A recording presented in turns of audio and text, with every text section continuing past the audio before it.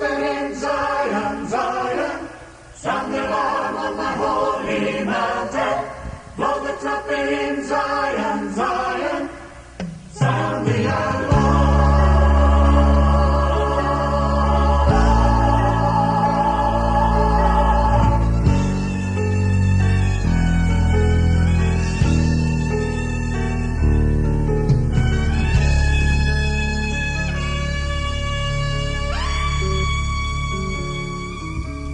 They rush up the city, they run on the wall. Great is the army that carries out his word. They rush on the city, they run on the wall. Great is the army that carries out his word. The Lord utters his voice before his army. The Lord utters his voice before his army. Blow a trumpet in Zion, Zion. Sound the alarm on my holy mountain. Blow a trumpet in Zion, Zion. Sound the alarm. Blow a trumpet in Zion, Zion. Sound the alarm on my holy mountain. Blow a trumpet in Zion, Zion. Sound the alarm. Good evening, and welcome to the Apostasy Warning Program. I'm your host, Brian Delory, and I thank you all for tuning into the program this evening. And on tonight's program, I'm going to be presenting a message entitled, Islam's Last Stand. There's been a lot said about Islam over the years, especially after the September 11th attacks of 2001. I'm not going to get into all of that tonight. I do not consider myself an authority on Islam, although I have studied some things about it. But I can tell you that Islam is a religion that is dangerous, and in my estimation, steps should be taken immediately by our president to outlaw it completely. Now, it was banned in 1952, and any person wanting to immigrate to the United States who belonged to an organization that wanted to overthrow the United States would not be allowed to migrate to our country, and therefore that effectively took care of the problem with Islam. But I think it should be, in my personal opinion, if necessary, and it probably would be necessary, I think it would be best to add a 28th Amendment to the Constitution banning Islam, because Islam poses a clear and present danger to the citizens of any country where it is practiced, including this one. And we've already seen it happen. There's no sense in trying to justify anything. I remember back when when Bush 43 was president, and he made some statements about Islam. Islam is a beautiful religion. Well, all you have to do is trace the history of Islam to find out it's anything but a beautiful religion. Now, I know there are claims made by many that Islam has been hijacked, that those who are committing the terrorist attacks and so forth are those who have been radicalized. And I submit to you that is the furthest thing from the truth. They haven't been radicalized. What it is they obey the commandments of their holy book, which is the Quran. And the Quran clearly teaches that they are to kill the infidels. So that is a command from their holy book, and they're obeying it. And conversely, we as Christians are commanded to keep the Ten Commandments. And what would you think of a Christian who didn't keep the Ten commandments. You wouldn't think much of that person as a Christian. And so likewise, what are you going to think of a Muslim who doesn't keep the commandments of the Quran to kill? That they're not really true Muslims. They may think they are, and I don't know what they get out of that religion. I've read enough of the Quran to know that. I mean, you talk about a disjointed bunch of mumbo jumbo. I just can't bear to read it. I mean, it doesn't have any relationship to me. I don't want anything to do with it. So I feel like a deadness when I have to read these things. But there is no room in Islam for mercy, for peace. Islam, I believe, means submission. So that's what it's all about. When they come into a country, they take it over.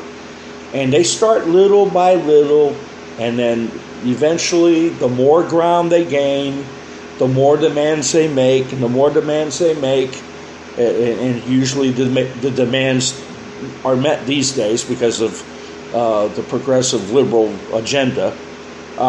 So it's not a religion that is compatible with our Constitution.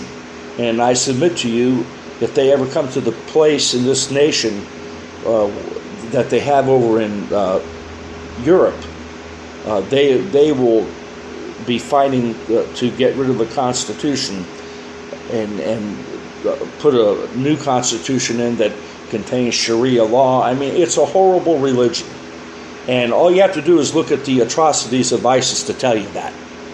And I know this is a rather lengthy monologue, but I'm kind of trying to lay a bit of a groundwork here.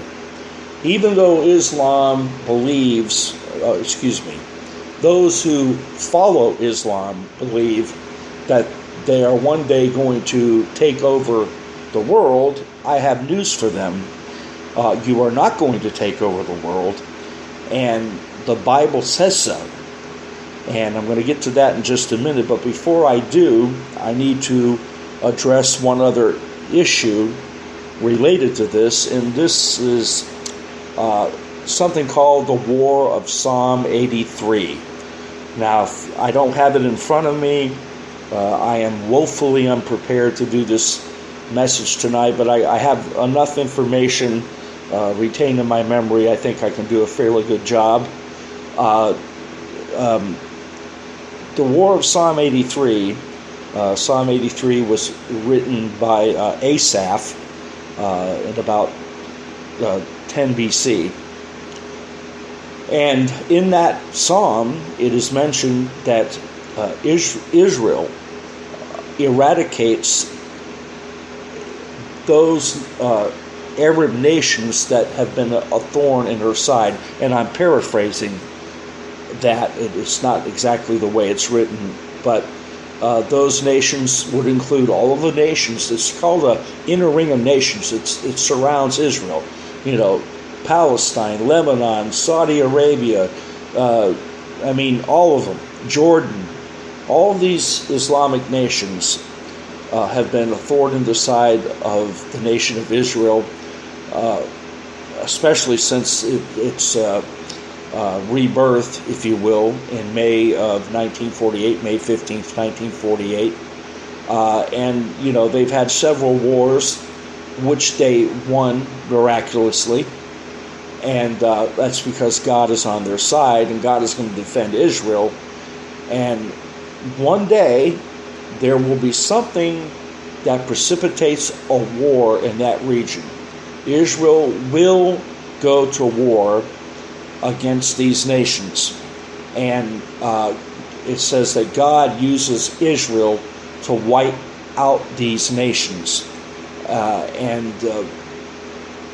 I don't want to get too far into that because I have more to say on this, and I'm going to get ahead of myself here. So suffice it to say that Israel is going to take care of all of these nations that have been causing her trouble for years. And I believe, and this is just my opinion, I don't have a revelation from God or anything like that, but we know that President Trump is a staunch supporter of Israel, so much so that he just recently named Jerusalem the capital of Israel, which that is what it is. That was an unprecedented move. No other president has ever done that. So you need to keep that in mind. And it is, if you study the history of Israel, going back 3,000 years ago, Jerusalem was the capital of Israel then. And how the Palestinians have managed to turn it around so that it is believed that Israel is occupying their land, I'll never know, but they've tried to do that. And this is what all the fighting has been about over there. And at different points, I remember when President Bill Clinton tried to broker an agreement between Israel and Yasser Arafat. Israel was conceding a lot, as I recall. I can't remember exactly what, but they were offered a lot by Israel, and still they couldn't keep the agreement. You see, for the Arab nations, the only thing they want is for Israel to be wiped from the face of the earth. That is the only thing that will please them. They're not interested in working together or coming together and making peace, because it's not in their nature. The Bible tells you about Ishmael is the son of Abraham, and he's the one who fathered the Arab nations. And it says that he and I think I'm paraphrasing here, but that he's more or less a jackass of a man. I mean, and every man's hand, he will have his hand against every man, and every man's hand will be against him. So you can't get along with these people. It's impossible. They see themselves as children of Allah, and Allah is their God, and the laws that He set forth in the Quran are the laws they are to live by. And anyone who doesn't believe that and live by their laws are going to pay a very dear price, usually the price of their physical life. And if not, they have other ways to torment, if you will, those who don't believe. And I'm not going to get into all that, but it has to do with taxing and so forth. So they're not going to get along with anybody. That's for sure. And they are not too happy with President Trump's decision to make officially name Jerusalem the capital of Israel. And I see this as a possible, I say possible because I don't know. I just see it as a possible reason why eventually Israel and these Arab nations are going to clash, and Israel's going to wipe them out. And in the past, when Israel has come against certain nations, particularly, I remember when Arafat was in a building and they were bombing that building, they were ready to take him out. And America, and I believe it was President Clinton, intervened and it saved that rat of a man's life. And he should have let him finish him off. But he didn't, and that's always been the case. And I believe that if Israel, if it's during President Trump's presidency, Israel has to go to war. I believe President Trump will allow Israel to do what they need to do to take care of the problem. And so with that, I will now turn to the book of Ezekiel, chapter 38, and if you start here in verse 2, it says, God's talking to Ezekiel, and he says, Son of man, set thy face against Gog, the land of Magog, the chief prince of Meshech and Tubal, and prophesy against him, and say, Thus saith the Lord, Behold, I am against thee, O Gog, the chief prince of Meshech and Tubal. And let me just say this. If God is telling you that he is against you, you are in big, big trouble with God. And anyway, he begins to describe what he intends to do with Gog and Magog. And he also, in verse 5, we have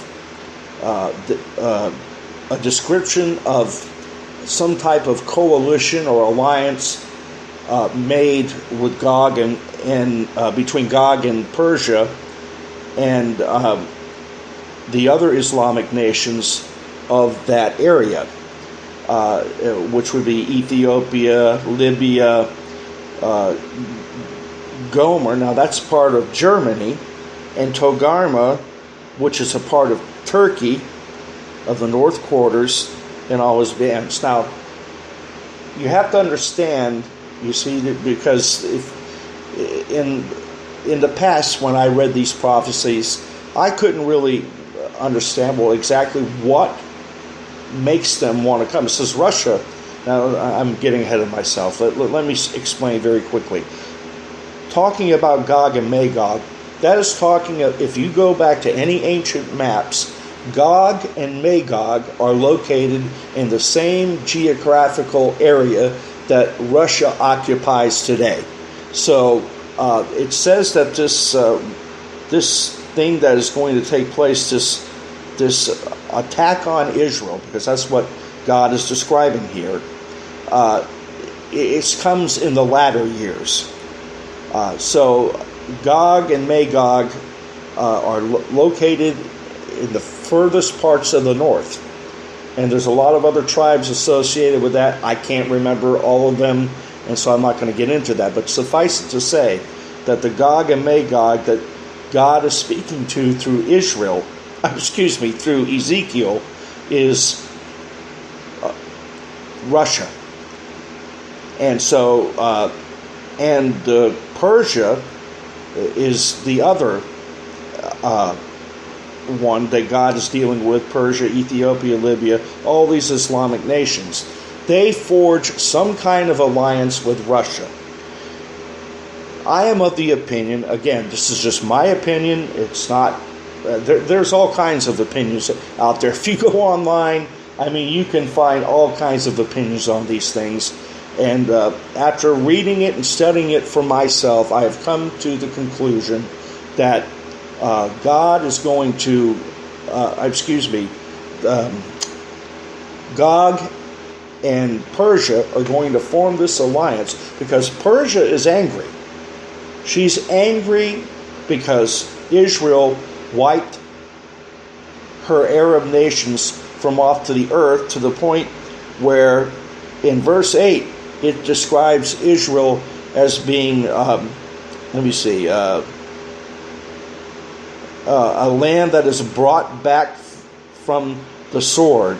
In another place, it talks about the land of unwalled villages. This war that Israel has with her Arabic nations that surround her, Israel completely wipes them out, so much so that she takes down her walls and her fences. There's all kinds of borders and fences and so forth in Israel today. So this cannot be describing Israel right now. This has to be describing Israel at another time.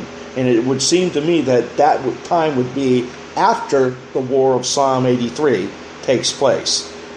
And so, again, this is just my opinion. And so, Persia is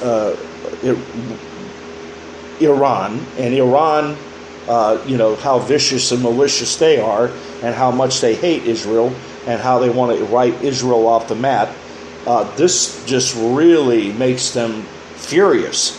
And so they forge some kind of alliance with Russia, and there's something in it for Russia. And by the way, I think anyone who's been paying close attention to the news in the last year or so, we notice that the two countries I'm referring to, Gog or Russia and Persia are getting along right now. So it seems to me that some things are falling into place that are going to bring about what is known to many as World War III. I do believe it is a world war. And I believe that Persia and Russia are going to form this alliance. They're going to come down against Israel. And when they go to attack Israel, and it's described here in Ezekiel, I'm not sure I have it right in front of me, but in other words, God wipes them out. When they come down against Israel, both countries have their reasons, and God is going to wipe them out. And remember, the other Arabic nations have all been wiped out, and now these few Muslim nations that are left, Libya, Persia, Ethiopia, all these nations are going to come together, and then God is going to wipe them out in Israel in this Third World War, which I believe takes place either just before the rapture, or the rapture may take place during the war. Because if you read this, and like I said, I really don't have a lot of time to go into this. I'm running out of time. But if you read this in the Bible, you find out that this war must be fought very quickly, because the burning of the weapons of Gog and Persia and all the Islamic nations that are involved in this takes 7 years. Now, how long is the tribulation period? Exactly 7 years. So I do not believe the church is going through the tribulation period. I believe the church is going to be raptured. So how close to this war it will be when that happens, I don't know. It may be a little while before or during the war or something, but because this is going to be a nuclear conflagration that takes place on the mountains of Israel. This isn't going to be like any other war. The Battle of Armageddon is completely different. Do not confuse this war in Ezekiel with what happens in, I think it's Revelation 19, where the Battle of Armageddon, where all the nations gather together to fight against Jesus, and when he returns, he destroys them all. This is something completely different. This is what we would call World War III. This will be World War III, and it will be nuclear. I don't say, I can't say with any degree of certainty that the war that Israel fights before this, the Psalm of 83 war, will involve nuclear weapons, but this one definitely does, because in Zechariah chapter 12, it describes, I can't remember the verse, but it describes what happens to those who come against Israel. Their eyes will consume away in their sockets, their tongues will consume away in their mouth, their flesh will consume away while they stand upon their feet. And that's exactly what happens to someone in a nuclear blast. So there's no reason whatsoever to believe that this is not a nuclear conflagration that takes place when these countries come down to attack Israel. God rises up strong to defend Israel. And then soon after that, the Antichrist will come on the scene offering his solutions, and he will make a covenant with Israel for 7 years, but in the middle of that 7 years, he breaks the covenant, and this is when the tribulation gets much worse, and when Israel begins turning back to God. So this is what I believe is going to happen.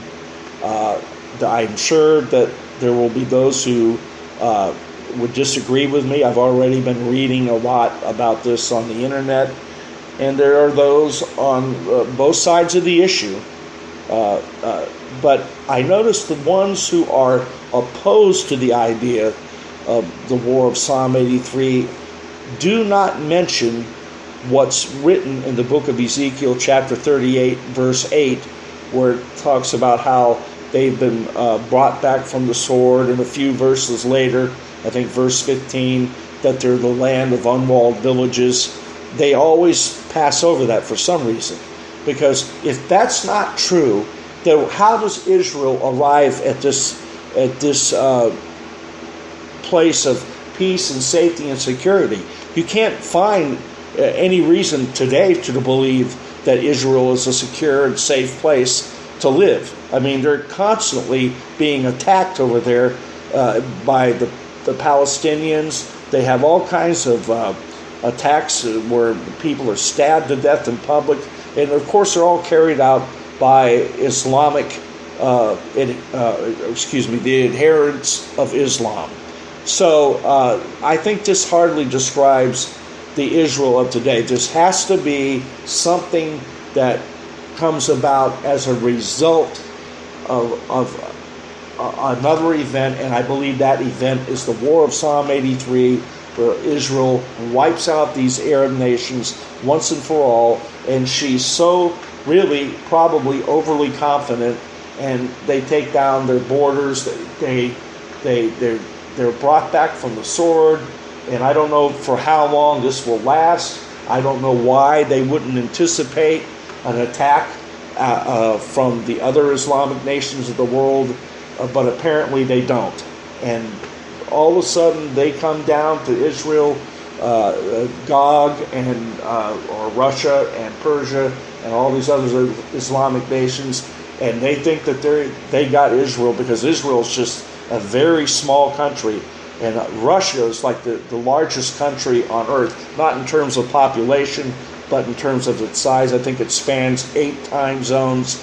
And so, by all rights, Israel should be doomed, but they're not doomed because God steps in and saves them, and he destroys these nations. And this is why I call it Islam's last stand, because once this happens, Islam will have suffered a humiliating defeat before the whole world, and I'm sure any adherent of Islam at that point would be very discouraged.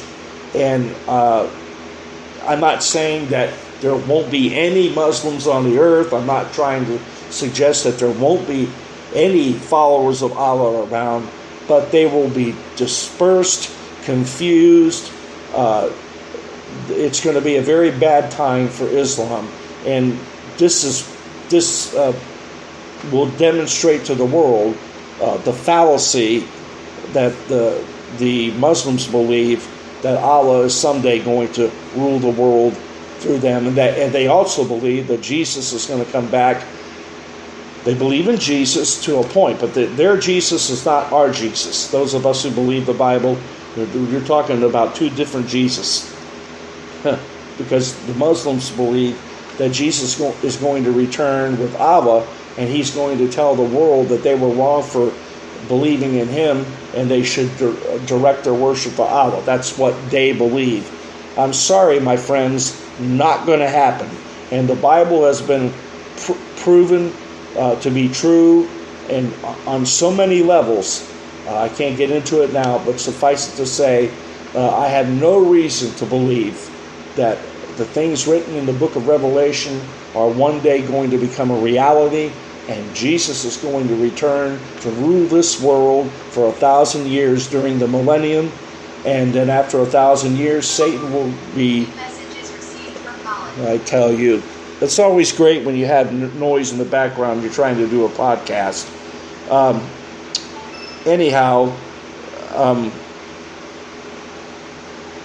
Jesus is going to rule the world for 1,000 years, and then Satan will be, at that time, will be cast into the bottomless pit, and then after the 1,000 years are finished, he will be released to go out and deceive the nations one more time, which, by the way, are called Gog and Magog.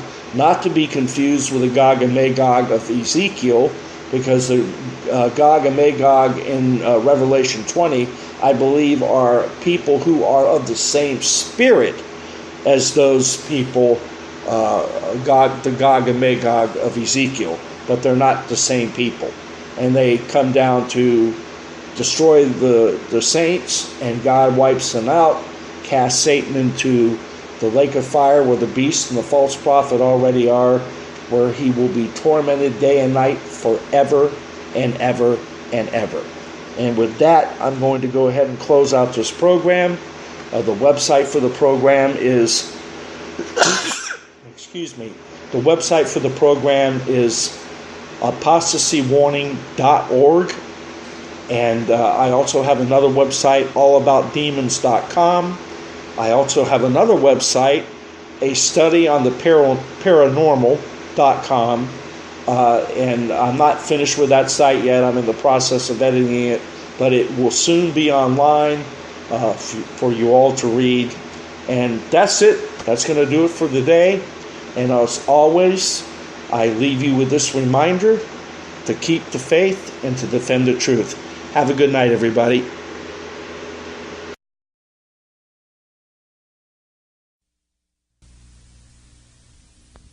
The trumpet in Zion, Zion, sound the alarm on the holy mountain. Blow the trumpet in Zion, Zion, sound the alarm.